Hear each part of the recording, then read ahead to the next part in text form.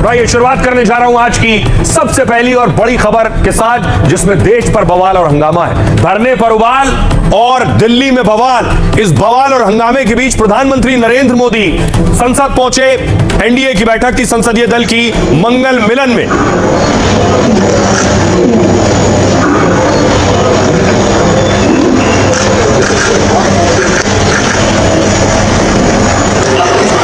प्रधानमंत्री नरेंद्र मोदी ने जो प्रदर्शन हो रहा है नीट को लेकर, जो बवाल और हंगामा है, उस पर भी साफ कहा कि कोई भी दोषी बख्शा नहीं जाएगा।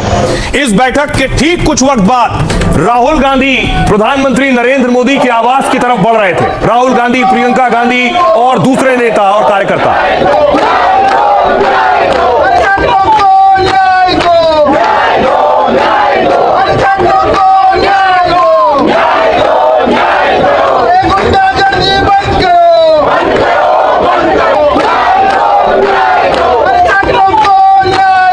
तो राहुल गांधी कैसे मल्लिकार्जुन खड़गे के आवास से देखिए सीधे पहुंच गए प्रधानमंत्री नरेंद्र मोदी के आवास और आवास के बाहर धरने पर बैठ गए।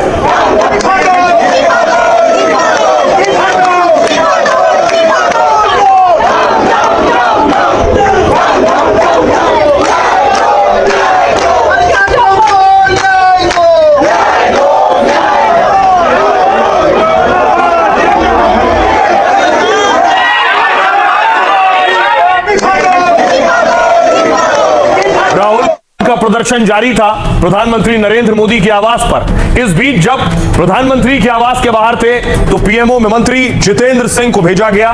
मंत्री जितेंद्र सिंह पहुंचे राहुल गांधी से बात करने के लिए कि राहुल क्यों आए प्रधानमंत्री आवास, राहुल किस मांग के साथ, किस मुद्दे के साथ यहां धरना दे रहे हैं।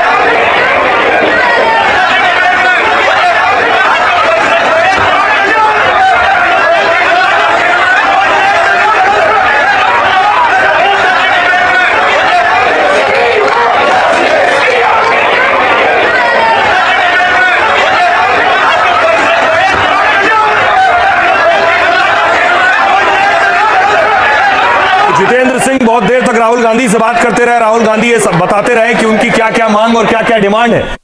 दूसरी तरफ और तस्वीर सामने आई, जब प्रदर्शन रहा था तो राहुल गांधी ने जेब में हाथ डाला और टॉफी निकाली और टॉफी प्रियंका गांधी की तरफ बढ़ाई।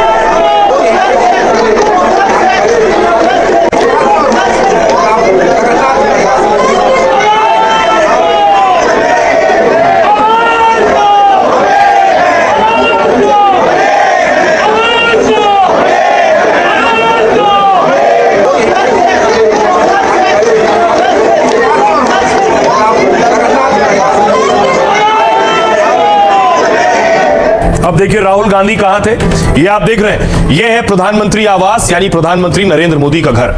राहुल गांधी दोपहर 3 बजे पीएम आवास के बाहर धरने पर बैठ गए। राहुल और कांग्रेस के इस धरने की पहले से किसी को जानकारी नहीं थी। खड़गे के आवास 10 राजाजी मार्ग पर दोपहर में कांग्रेस के बड़े नेता जमा हुए और दोपहर 2 बजे अचानक कांग्रेस नेता गाड़ी छोड़कर पैदल चलने लगे, क्योंकि खड़गे के घर से पीएम आवास की दूरी है 1 किलोमीटर। पुलिस और सुरक्षा बल जब तक बैरिकेड लगाते या रोकने की कोशिश करते, राहुल, प्रियंका और कांग्रेसी दिग्गज पीएम हाउस के पास पहुंच गए थे। पुलिस कांग्रेस नेताओं से धरने वाली जगह से हटने की अपील करती रही, लेकिन राहुल खड़गे ने सांकेतिक हथकड़ी पहनकर कह दिया हाथ बंधे हुए हैं। पंजाब के पूर्व सीएम चन्नी समेत कई नेता हिरासत में ले लिए गए, लेकिन राहुल गांधी ने धरने से हटने से साफ इनकार कर दिया। केंद्रीय मंत्री जितेंद्र सिंह धरने पर बैठे राहुल से 2 बार मिलने पहुंचे। संसद में इस पर चर्चा और मामले में कार्रवाई का भरोसा भी दिलाया। कहा सरकार राहुल और कांग्रेस की मांगे मानने को तैयार है, लेकिन ऐन मौके पर राहुल गांधी ने अपनी शर्तें बदल दी। राहुल ने पहले संसद में नीट पर चर्चा की मांग की थी। नीट से जुड़े आंदोलन पर भी चर्चा के लिए सरकार तैयार है। पीएम आवास के पास धरना सुरक्षा के साथ खिलवाड़ है कहा गया। बीजेपी ने बताया, हमने बताया कि उनके धरने से लोगों को असुविधा हो रही है, लेकिन कांग्रेस खतरनाक मिसाल पेश कर रही। राहुल ने पेपर लीक के मुद्दे पर पीएम मोदी पर सीधे हमला कहा पीएम को लगता है कि वो बिना जवाब दिए बच निकल जाएंगे, लेकिन वो ऐसा नहीं कर पाएंगे, इस बार तो बिल्कुल नहीं। छात्रों की आवाज को नजरअंदाज नहीं किया जा सकता। छात्रों पर हमला हर भारतीय पर हमला है, बर्दाश्त नहीं किया जा सकता। इसलिए मैं यानी राहुल गांधी ने लिखा, मैं आज हर देशभक्त भारतीय से अपील करता हूं कि पीएम आवास के बाहर वो भी हमारे धरने में शामिल हो। दूसरी तरफ प्रधानमंत्री नरेंद्र मोदी ने भी इस प्रदर्शन पर बोला, पेपर लीक की चिंताओं के बीच सरकार छात्रों के साथ खड़ी है। पेपर लीक की घटना सामने आते ही सरकार ने तेजी से कार्रवाई की। हम मानते हैं कि पेपर लीक घोर पाप है, इसलिए दोषियों को नहीं बख्शा है। जिम्मेदार लोगों को जवाबदेह ठहराया गया है और जरूरी कदम उठाए गए। 13 लोगों को फौरन गिरफ्तार किया गया, कई को जेल भेज दिया गया है। कड़े इंतजाम और पारदर्शिता के साथ दोबारा नीट की परीक्षा कराई गई। छात्रों का भविष्य प्रभावित न हो, इसलिए बिना देरी नतीजे किए गए। भविष्य में ऐसी घटनाएं रोकने के लिए और कड़े इंतजाम किए जा रहे हैं। पेपर लीक देश की चिंता का विषय है, इस पर नहीं होनी चाहिए। सभी राज्य मिलकर काम करें ताकि आगे कभी पेपर लीक जैसी घटना ना हो, ये पीएम मोदी ने कहा। सुनिए जरा क्या कुछ कह रहे हैं राहुल गांधी और दूसरे नेता। ये जो युवा हैं, ये एजुकेशन सिस्टम के बारे में, टेस्टिंग सिस्टम के बारे में प्रोटेस्ट कर रहे हैं। पूरा देश जानता है कि education system, testing system is broken. हमारी मांग तो यही रही है और हम मांग करते रहेंगे कि गृह मंत्री का एक बयान हो, उस पर विस्तार से चर्चा हो।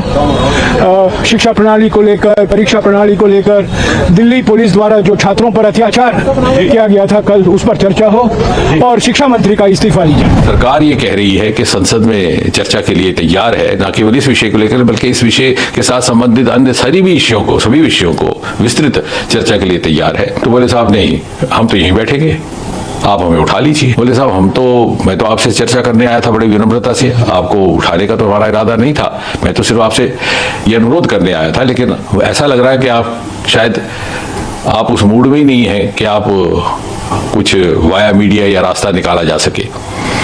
तो बोले आप जो मर्जी इसका निष्कर्ष निकालिए, मैं तो वही करूंगा जो मेरी मर्जी है। वो चाहते ही नहीं कि सरकार के साथ सहयोग करके जनहित के विषयों पर चर्चा की जाए या जनहित के विषयों को आगे बढ़ाया जाए।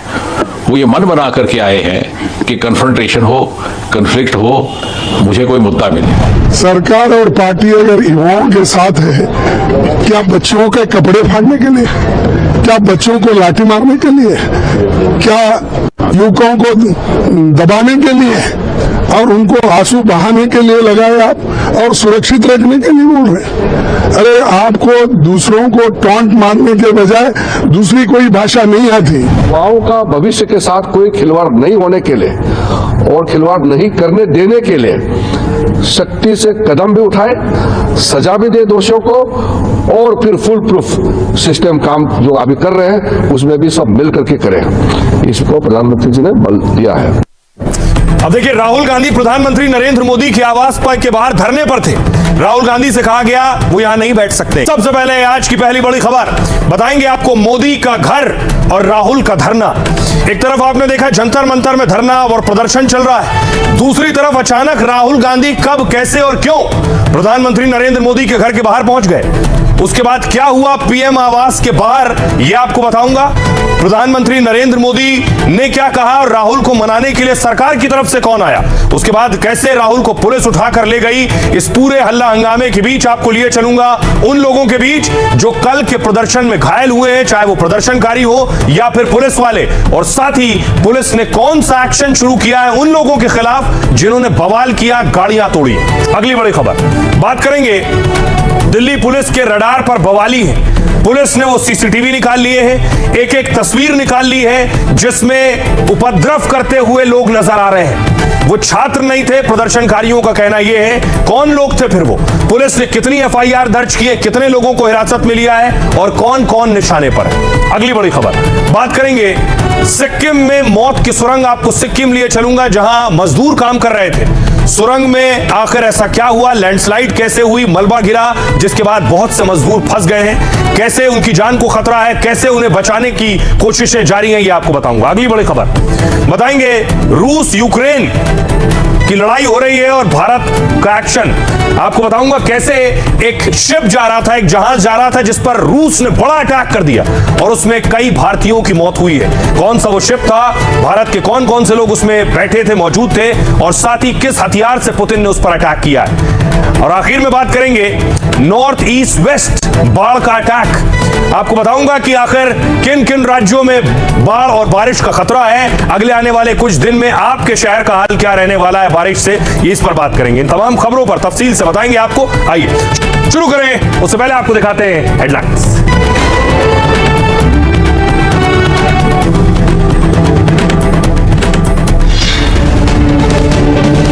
पीएम आवास के पास 3 घंटे चला हाई वोल्टेज सियासी ड्रामा। राहुल, प्रियंका और अखिलेश यादव को पुलिस ने हिरासत में लिया। शिक्षा मंत्री के इस्तीफे पर अड़ा विपक्ष।